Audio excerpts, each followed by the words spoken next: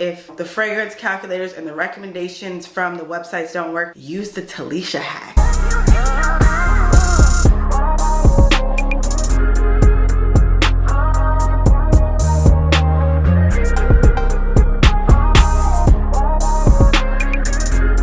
Hey guys, welcome back to my channel. If you're new here, welcome. Hey girl, hey, this is Boss Vision, where I share with you all everything you need to know about making candles. In today's video, I'm so excited to be sharing with you all this highly requested answer to your question. I get this all the time. Y'all say this all the time. How do you calculate fragrance load? What fragrance load are you using? What should I do? What do I do? Who am I? What am I? I'm like a bird. I want to fly away and learn how to make fragrances. I got you, girl. I got your back.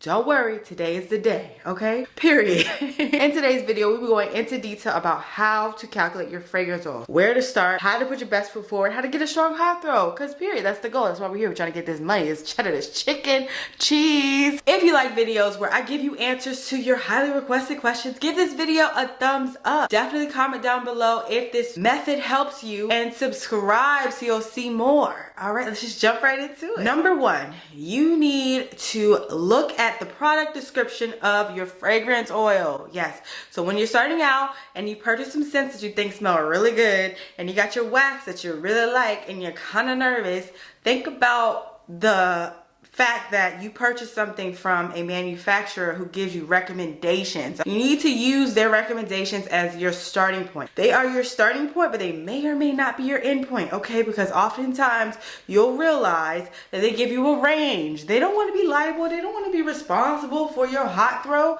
So they'll be like 8 to 10%. You might see 6 to 12% fragrance oil. Like, they just keep it general, vague, fatigue, you barely know, okay? That's your starting point. Research what recommendation they have. At least from there, you'll know your maximum amount of fragrance to add. Number two, you need a fragrance oil calculator. Yes, so you can get one of these for free online. It's this AI solution that uses the amount of wax that you have and calculates the percentage of fragrance load that you'll need for your candle. Where this gets tricky, typically these calculators are going off of the 1 pound per the 0.5 ounces of wax or 1 ounce of wax.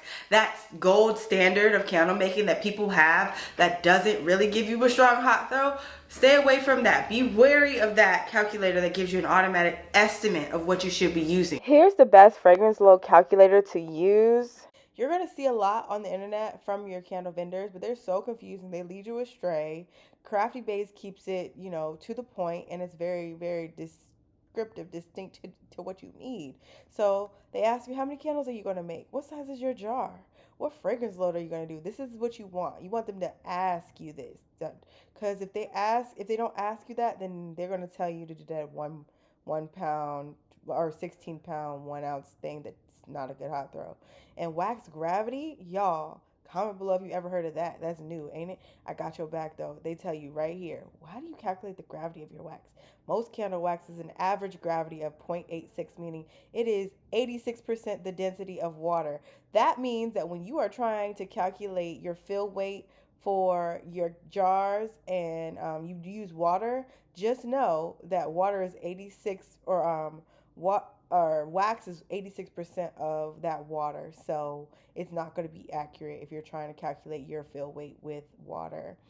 But yeah, it's 0.86. That's the typical standard there. And here's what you would do. Just insert your container size and then your fragrance load and then calculate, and they'll let you know that if you had 8.6 ounces of wax, you would do 0.86 ounces of fragrance for a 10% load, and that would be a 9.46 ounce candle. Number three, my secret to success every time is to stay between 8 and 10% fragrance load, okay? I know it's like controversial because like, wait, shouldn't we just do 12%? It's just like cooking chicken. You want to add a little more seasoning. No, it's not. It's not the same. It's not the same. It's chemistry. It's science, okay? The point is that I honestly, at this point, with every type of wax that I've used, I do 10% fragrance load.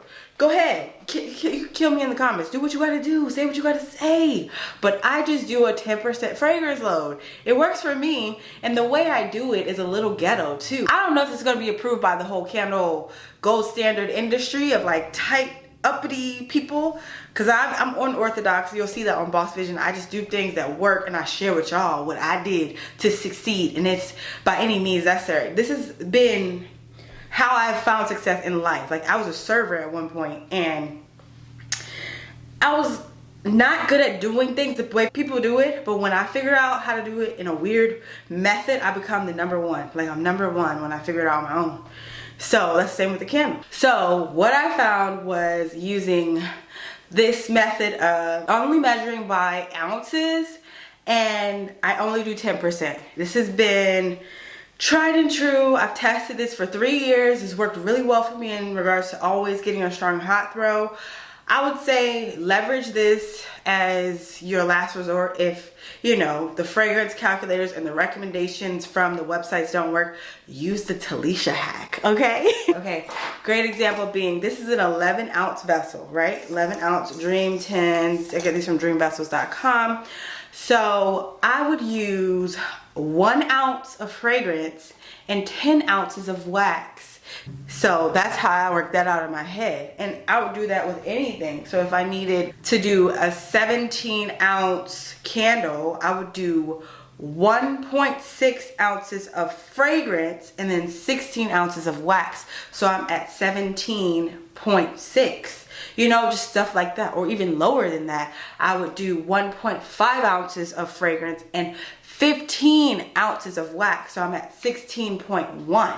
It's just, this is the math in my head. It always maths like that for me. And I know it sounds strange, but this has worked for me for 3 years. I got my candles sold in stores, consistently got rave reviews from all of the customers. They're like, those candles smell so good. And I'm like, I know, right? It's my recipe. It's the secret sauce, okay? But there's so many other moving parts as it relates to getting a strong hot throw. If you haven't watched my how to get a strong hot throw video, I would say click this link right here. It'll take you straight to it. But yeah, in that video, I went into detail about the benefit of making sure your recipe is right, your temperature in your room is right. That's a secret that'll be in that video. But yeah, make sure that you have exhausted all of your other alternatives before you go through the Talisha hack.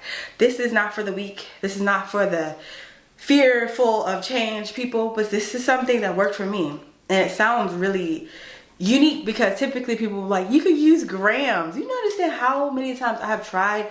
The other candle business owners, they would still say, do this gram calculator. And I'm like, that don't make sense to me. It sounds so confusing. Ounces is ounces. It is what it is. It's just ounces. So it's like if I have 16 ounces of fragrance, or if I have 16 ounces of wax and I want to do my grand gold standard 10%, I'm gonna do 1.6 ounces of fragrance. And it always works. And that's 10% to me. But I don't know if that's 10% to the candle industry, so don't kill me in the comments. But try this recipe. You know what, girl, it's gonna get you a hot throw. It's gonna get you the best hot throw ever. So y'all always be asking me this question. I'm super happy I can answer it for you today. I got your back. That was the only way I sold these 10s, like in 2020, because I was making candles for months. This girl, like, it was crazy. I saw people do better. They were like, I made candles and in 2 weeks, boom, baby, up and running. We sold out. I'm like, oh my God, go you. Meanwhile, I'm making candles, getting no hot throw, feeling embarrassed at home. But then, for some reason, I was like, you know what? The average is always 10%. They'd be like 8 to 10%, or they'd be like 6 to 12%. So I'm like, let's try 10%. 10% fragrance load did it, okay? It did it. Some people will use soy wax, you know, them 444, them number waxes, and they be like 6% and they get a good throw.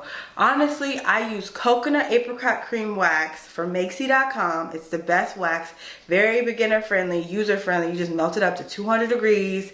Then you add in there 10% of fragrance. Immediately you stir it for 2 minutes. Controversial, but girl, do it. Stir it for 2 minutes. Timer 2 minutes. Okay, make sure the temperature in the room is 70 degrees, and then you slowly pour it. Don't rush when you pour. If the slower you pour, the better that cure is gonna go. You know, you want it to cure up real beautiful and perfect. It's just science. It's just like a dance. Like, you gotta dance. You gotta bachata with your candles. yeah, that works really well for me. Really wanted to expose my secrets in this video because a lot of times people will want to know some sort of like lesson of like textbook of how to figure this out, and honestly most of the challenging things of this world are solved with a quirky hack, and that's really what I found here with fragrance loads. So I hope this was helpful. If so, make sure you give this video a thumbs up, comment down below what you'd like to see in the future, and subscribe so you don't miss out on anything else that I post. Alright, I hope you all enjoy the rest of your day, your week, your next hour. Just living your purpose and love life. Okay, bye.